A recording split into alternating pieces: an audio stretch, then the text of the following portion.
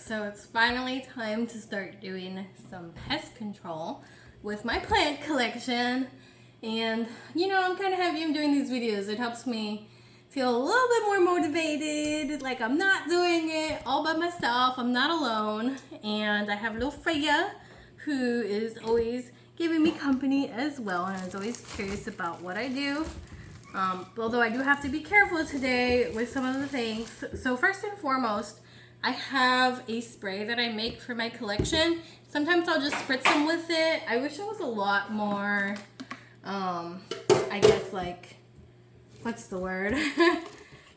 Proactive on spraying this on my plants regularly. And essentially it's just alcohol and dish soap and water. The alcohol is supposed to kill pests, right? As the alcohol makes contact with them, it dries them out and it kills them. And so let's go ahead and there's some measurements, and I just do it very roughly. I'm like, that seems like a good amount. So, you know, don't follow me like this is, you know, the golden standard. I usually like to eyeball stuff. And then you have dish soap. And so dish soap, from what I've learned, kind of like causes the pest to suffocate and die. So the alcohol dries them out, and this causes them to suffocate. And so let's put some dish soap in there. And I mean, it's pretty concentrated, so I don't feel like we have to put a lot. And then I'll just fill this with water. And this is what I do like on the regular. And then like if I've seen pests on my plants, usually like it was spider mites, especially when I was really into calatheas. That was the main issue. And I don't feel like spider mites are that much of a nightmare. Like, you find them, you kill them, you spray them. But this year, when we were moving, I think what happened is we had both outdoor and indoor plants in the same trailer. And one of my fruit trees had aphids. And that's probably when things happen. And then I was tired from moving, so I didn't really like want to do a lot of plant care at that time. And, you know, then you get pests, and if you're not on it, like, it's a problem. And that's been my problem, not being on it. And then my husband and I got sick. So it's just been like one thing after the other. Like, I wanted to get settled into the house. I was tired from moving. Like, my main focus was the house, not necessarily my plants. Like, I moved them over, they're here. And I think that's when the issues started, because I never really had any problems with pests in the past. Just never, just spider mites. And now I'm dealing with either aphids or thrips, I'm not sure. And mealybugs, like really, really bad. Anyway, so I have my spray, and then I started using systemic. So the way that this works is you mix this in the soil, and the plant will absorb it into its system, so that when the bug eats the plant, it'll kill the pest. And so for systemic, some people don't like to use this. There are people that are against it, and some people do love to use it. And the main issue is you do not want to use this on outdoor plants. So if you use this on an indoor plant, do not place that plant outside, because it can kill like beneficial bugs possibly. You also, I think you don't want pets to get to this. And so this protects for 2 months for up to 8 weeks in potted plants only. And it protects from aphids, mealybugs, scale, other listed insects. It says do not apply near fishes or streams. Do not use on vegetables. Do not use food utensils. For food purposes, after use, obviously you would wash it. It's for containerized plants. It kills the insects below, and then now it does say aphids in here and a bunch of other pests that you might be dealing with about every 8 weeks in the growing. And so for containerized plants, you apply the granules on the top of the soil. You mix in the top layer. Do not damage the roots, and then you water in. Don't water heavily, because you want the plant to absorb it. You don't want it to wash out when you water it. And let's see if there's anything more. Do not get on clothing, wash skin, blah, blah, blah, blah. Next product I've never used, but I've heard people talking about it on the plant community online, and that is Captain Jack's Dead Bug Brew. And so let's see what this is all about. This is going to be my first time using it. And it kills leaf miners, spider mites, caterpillars, thrips, and more. And it uses spinosad as the active ingredient. So this product is basically toxic to bees for 3 hours following the treatment. So do not apply to blooming plants or if bees may forage on plants during this time period. It's also toxic to aquatic invertebrates. To protect environment, do not allow to enter into storm drains, gutters, surface waters, drainage ditches. Apply during calm weather when rain is not predicted, but we're going to be using this on houseplants. And so, where are the directions? I think you just spray the plant. Uniformly spray foliage to run off. Cover the upper and lower leaf surfaces, and this is essential for insect control. So this is going to be something that we're going to be applying directly to the plant, looks like. And yeah, it'll be my first time using, ready to use. So let's try. So basically, I'm going to be spraying down my plants with my homemade concoction, as well as the Captain Jack's Dead Bug Brew. And then this is going to be going into the soil. And then I also like to spray my alcohol and detergent mix on top of the soil. So soil and soil, leaf and leaf. All right, so I have my pest control products. First off, I have this Bonide systemic houseplant control for pests. It says for containerized plants, this is going to be sprayed into the top portion of the soil. The Captain Jack's Dead Bug Brew, I will be spraying this on the plant. And I also have my homemade pest control. It has dish detergent, alcohol, and water. And then I also have this in case I need to wipe off any pests with, and I'll be doing that with alcohol, especially if you find mealybugs. A lot of people will use alcohol on a swab and take them off the plant.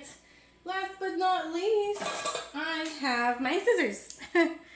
And basically, if I find that a leaf has way too many pests on it, I feel like it's better to just chop it off and get rid of a really infected leaf to save the rest of the plant.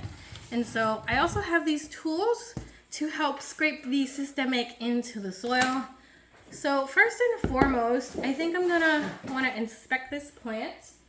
And, oh yeah, okay, we see mealybugs right away, right here. You see white mealybugs. And I'm gonna go ahead and chop any leaves that are not in good condition that I don't want to start off with. And even better, if they have mealybugs on it, on the ones that I get rid of and don't want, that aren't healthy. And yeah, I'm just dealing with a massive mealybug problem. Do I want Freya? Okay. Time to mix and spray my dish soap and alcohol all over the plant. And I usually do this over the sink, on the soil. Turn it around. And the Baltic Blue Pothos, or the Eryprenum panatum Baltic Blue, because I like to show off my scientific names. I like learning the scientific names. That was like one of my favorite things when I was getting into houseplants, is knowing the correct verbiage. I just think it's so interesting, and I mean, it allows you to be more specific, and I feel like specificity is important. Because, you know, you have pothos, right? And pothos could be anything. This could be a pothos. But when I say Eryprenum panatum Baltic Blue, that is this plant. Now I'm going to look, search and destroy. Oh yeah, I forgot to apply a little bit more alcohol to my cloth. Little paper towel that I have here. Come on. So that'll kill the mealybugs on contact. And I've just been dreading doing this because this is so like labor intensive. You gotta go like, and I mean, I'm sure some people would just toss a plant out or, you know, decide to chop off. And I've done that before. I've chopped off a good portion of a plant in the past because it was just easier that way. Started off smaller, do some thorough pest control, and hope that it'll be okay. And it's also easier to manage that way. But I have thrown out a plant or two that had pests in the past because I'm just like, it's not worth it. It's not worth it to deal with it. And if it can save the rest of your collection, sometimes just toss it in the trash. And it's a little controversial to some people to do that, but I mean, it's utilitarianism. It's for the greater good of the plants. You know, you sacrifice one to benefit all. It's a little morbid. But this is typically what I see people do online. And some of the leaves are like, wow, you can really see that mealybug there. Oh, and the leaf just came off, so I guess we don't need that. Taking off any broken or damaged leaves, it's just not worth it. So especially when Freya, our kitten, was younger, she would love to play with my plants. And so I had to move my shelves and change the layout of my living room so that she couldn't use the counter to jump onto the plant shelves or whatever she was using to help her reach that distance. And, you know, the girls and the boy, Calcifer, the baby boy, the precious baby boy Calcifer, they leave the plants alone. Although when Calcifer was young, when he was a kitten, he destroyed a few of my houseplants, and that's just to be expected. You know, when you have like a kitten or a puppy, like, what do you expect? They're gonna ruin some stuff because they just want to play, and you know, they're learning about their environment, and I can't blame them for it. For instance, when we got Calcifer, he loved jumping in my potted plants that were close to the cat tower that were hanging. So he jumped from the cat tower into these hanging plants and essentially kind of trampled and killed them. And I'm like, it's whatever, you know, it's just a thing. I try not to be too attached when I lose something. Like if something breaks, right, I usually just say, we got to use it. We got to enjoy it. Things are meant to be used. Things are meant to be enjoyed. It served that purpose. Oh, wow. Like, at least we got some use out of it. And so at least we got to enjoy that plant for a while. And, I mean, that was the end of its life. And I try not to overthink it too much because, like, what's the use of being, like, overly upset? Like, it is what it is. And, like I said, things are just meant to be used. They're meant to be enjoyed.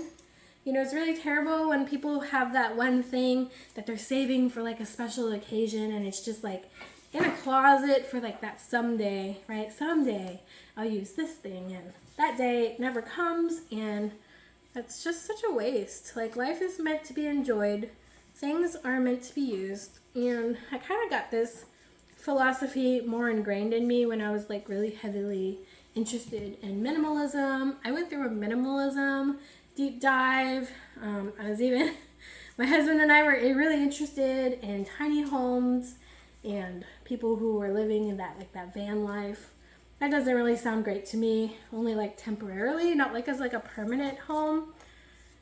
And so yeah, I got heavily into minimalism, and I mean, I think it's a really important thing to at least think about, like whether you want to live in a tiny house or not. We have to think about like our impact on our environment, all these things.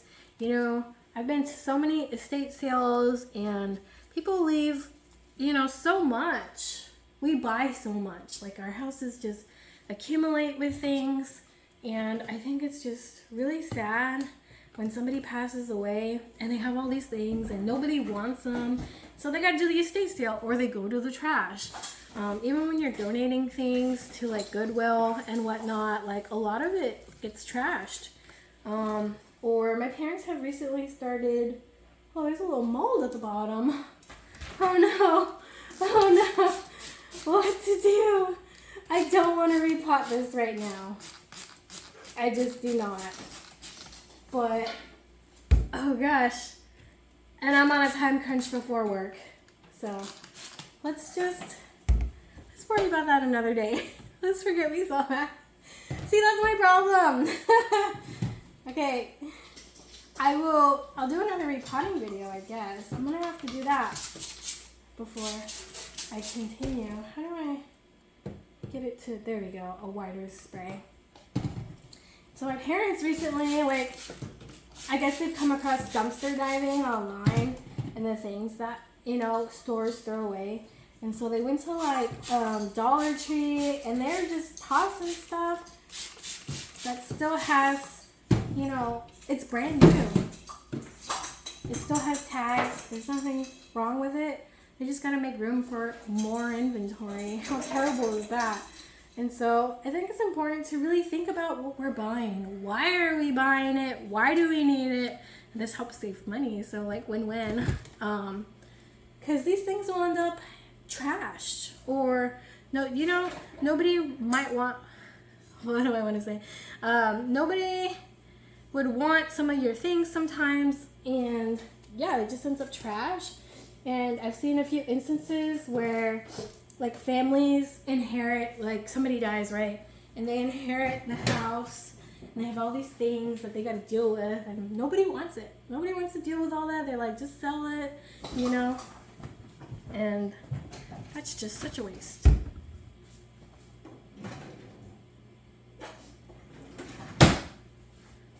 So yeah, I went through a minimalism deep dive,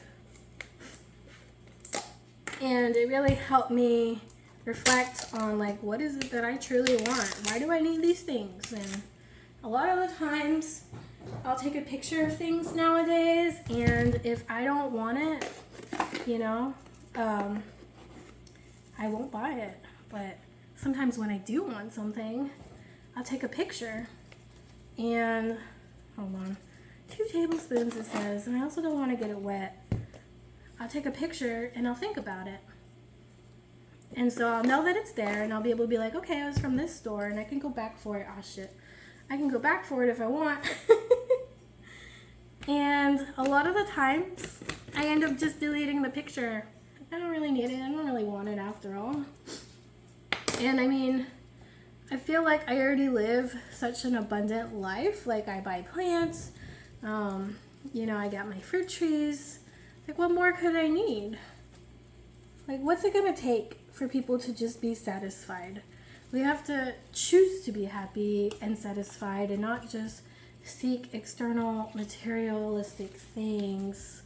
And when these things do, you know, break or something happens to them, it's fine. It was meant to be enjoyed. You enjoyed it. So I try not to fret. So this plant is done. I added the insect control. I did a quick Google search, and it said for like 6-inch plants you want about 2.5 tablespoons. So that's what I did. And yeah, I'm just gonna place it back. This might need to be repotted in the future. We'll see when I get to that. But for now, this is good. So like in my youth, I've gone down a lot of like little rabbit holes, so to speak, trying to figure myself out, trying to figure out, you know, what do I want to believe? What do I want to do with my life? How should I live it? I guess, you know, I was really trying to figure out a good life philosophy, and that's when I discovered yoga. And I mean, it was life-changing. Imagine an early 20-year-old who's impulsive and still learning discover something like yoga. And it really mellowed me out and became a life philosophy. For myself. and I had kind of experimented with a lot of paths, even like in fashion, but also like in belief systems. And eventually I decided, and you know, I was a military dependent, so we got to live in different countries and travel the world. And so for me, I eventually decided, like, I feel like if you're willing to believe anything, people can take advantage of you. So I needed to stop seeking outside of myself and find something within myself, if that makes sense. Because I was just like, I want answers. Like, what's the answer to life? And, you know, what's the meaning and this and that? Like, big questions, you know, that everybody should be saying and questioning. But then I had gotten in a lot of circumstances where I feel like because I was looking for answers, it put me in a vulnerable position. Because then you have people come out of the woodwork who try to tell you what's what you should be doing, how you should be living. And so eventually I was like, I have to find something within me and not outside of me. And what's funny is one of my husband's favorite quotes is like the exact life lesson that I received. And I can't say it in Latin. There's like a Latin phrase, but it says, do not seek outside yourself. And I'm like, man, I have lived that. That could not be truer than ever. Because when you're seeking outside yourself, sometimes you have people that'll step up, take advantage. So it's important to be strong within yourself, have a good, solid foundation, to love yourself and, you know, have integrity, but also like, you know, not necessarily create, but find like a philosophy that fits you and how you want to live your life. I need you to go away while I spray this insecticide. I forgot what I was saying. Alright, here comes the Captain Jack's dead bug brew. And this plant has been struggling with mealybugs, but I'm determined. We're going to eradicate the mealybugs. Oh yeah, the do not seek outside yourself. And then I also like regarding like religion, right? When you grew up in like a heavily religious family, a lot of times people say like it turns you off to religion. And I mean, that's definitely true. Because one side of my family is, I feel like really, really extreme. And for me, it's like, who are you to tell someone something and pretend like you have all the answers? If there's one thing I know in life is I don't have the answers, and I don't think any of us does, and that's okay. And a belief system is just a belief. Like, accept that. It's a belief. It's not hard fact. It's not science. And I respect people's belief systems, don't get me wrong. But I just found, growing up, like seeing how oppressive it can be, and it really just turned me off to religion. And then secondly, like as somebody who's like done some traveling around the world, sometimes it's a matter like of circumstance. Like, where were you born? Okay, if you're born in this country, right? If you're born in Japan, maybe you're Buddhist and you follow Buddha, right? And so for me, I'm like, well, if religion can be like a matter of circumstance and they all believe they're true, right? Every religion is like, this is a true word, you know? Who's to say one's better than the other? And who am I? There's so many options. Who am I to pick one? But also, like, I discovered I didn't need religion. And for me, initially, it was hard to let go of that. Now I'm an atheist, and it was hard to let go of that because religion was instilled to me through fear. If you don't choose to believe this, you're going to hell. If you don't like X and X, right, you're going to hell. You got to repent. And so it was really scary to let go of religion. And a lot of people that I've found that have had similar experiences, like that is like the one thing that was the hardest, is because it was instilled by fear. It's scary to let it go, because then what does that mean? And so as I'm finding, you know, strength inside myself where I do not need to seek outside myself, I don't need anything outside of myself, I am strong enough to support myself. I found I didn't really need a belief system. And some people do. Some people need a belief system. It helps them cope. I know it does for my mom. And so, you know, but it's important to realize, I think, that it's the end of the day, Freya,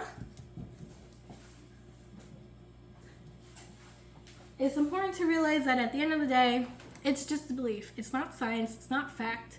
You have the right to believe in it, but don't push it on other people. Like, respect other people. Like, I don't care what you believe, just don't push it on me, is how I see it. And I really got into looking into different life philosophies. And so at first I was really interested in minimalism, and then I really got into yoga philosophy as well, and that has its own like set of beliefs about how the world was created as well. And for me, I took more of the life philosophies from yoga, like how to treat yourself, how to treat others, mental exercises. I took all of that from yoga philosophy, and that really benefited me, and I applied that in my life. And then right now, it's stoicism. I'm really liking stoicism, and I got into this big tangent. Thanks for listening. Let me get the next plant. 1 second. I have 2 Baltic blues because I loved it so much. I did have a Baltic blue in the past, and it just grew so well. And these new ones that I've bought are not doing great, and that's probably because of the pest problems, but so I'm a little sad because I bought this remembering like, wow, that was such a great plant. I want to get that plant again. I can see mealybugs on this one. All right, let's go get another paper towel.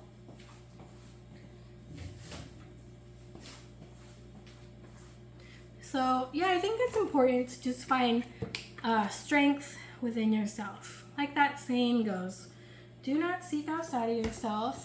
Figure out how you want to live, right? And so in stoicism, I also found out about memento mori, and that's been my favorite little mantra that I use. And memento mori means remember you will die, and it kind of sounds morbid, but essentially it's supposed to help you realize like what's important in your life. Like, how do you want to live? I want to be kind to others. Like, if this was my last day, right, how would I treat others? What would I do? Like, you want to use death to help motivate you to live the life that you want, so it will not be wasted. And memento mori is something that has been practiced through Stoics, but also like previously, right, in the church, so to speak.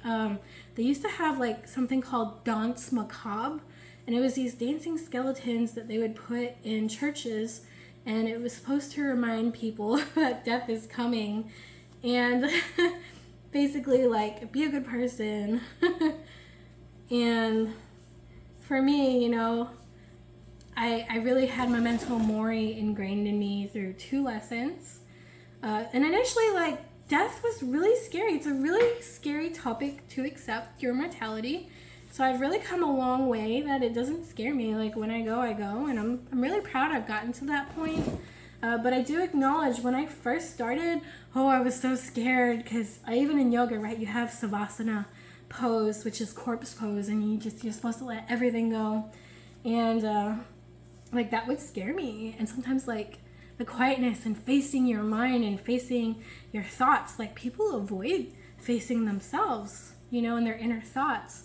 And it is really scary, and it can take a lot of strength in an individual. So I fully acknowledge, it's been a journey, and maybe you're not there yet. Maybe you are. Maybe you know exactly what I'm talking about. I think it was it in the Victorian era, Queen Victoria, right? Their whole memento mori is they would wear like mourning rings and remember the dead. And the biggest thing is in the 17th century, there was Dutch painters who did still lifes called vanitas as a still life painting.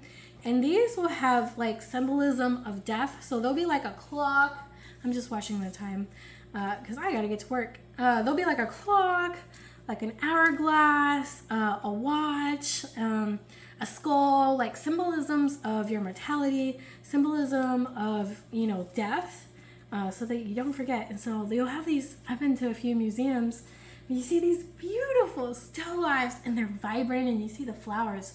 But when you look closer, you'll see like a dead fly, or this flower is actually not so vibrant. This flower is dying. And so, time for the Captain Jack's brew. You know, upon closer look, there's more to it.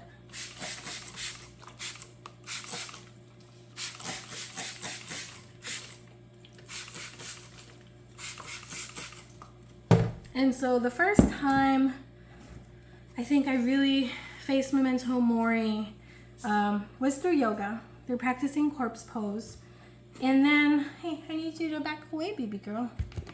And then the next time that it really drove home, and then I became obsessed with memento mori, is I dreamed my husband died. And it was really fucking awful. I don't even want to remember it.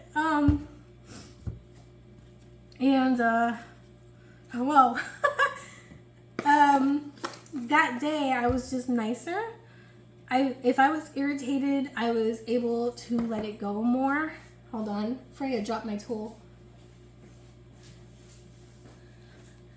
Because I was like, you know, if this is the last bits of time we have together, I want it to be good. Like, I want to be kind. I want to treat others well. And so I was kind of like on a whole other level. I was the same person, but in a way I was a different person. I wasn't as cranky as I can be in the mornings or sometimes in general. And I just wanted to treat others better, because you never know. Like, that could be your last moment together. Like, you would want it to be positive, wouldn't you?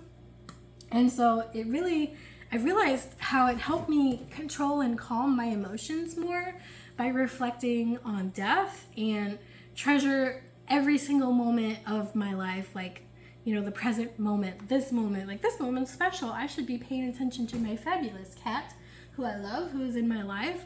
It causes you to live more in the present moment by reflecting on death. How do you want to live? You want to be present. You want to be kind, right? I've already said that. Anyway, so highly recommend looking into that. I mean, and there's even been like, you know, I looked into different ways that we've seen people practice memento mori, and there's even like a Buddhist meditation where you kind of visualize and meditate on dying and how you wither away and decay. And I mean, I think it helps practice non-attachment to things. Like, things are just things. If this were to die, or the pot were to fall over and break, like, oh well, it's just a material item. There are more important things to life, and I feel like that's what it helps. This got really deep for some reason. But I'm trying to do right by my plants. Maybe that's what stimulated the discussion. You guys need to live. Okay, I see a few mealybugs that I want to wipe off over here. But it looks like that's all I have time for. But these were some plants that like really needed my attention. So gotta clean up now, and I'll get to the rest later. But slowly but surely, right? You just do what you can, when you can. What's out of my hands is out of my hands. I only have so much energy for things. I still want energy to go to the gym, to go to work, etc., etc. So I'll do what I can. And whatever happens, happens. Oh well. But at least I tried. And that's what matters. Anyway, so as for you, I hope you're doing well. You have a good rest of your day, and don't forget, go plant a plant or go plant a tree and have a wonderful day.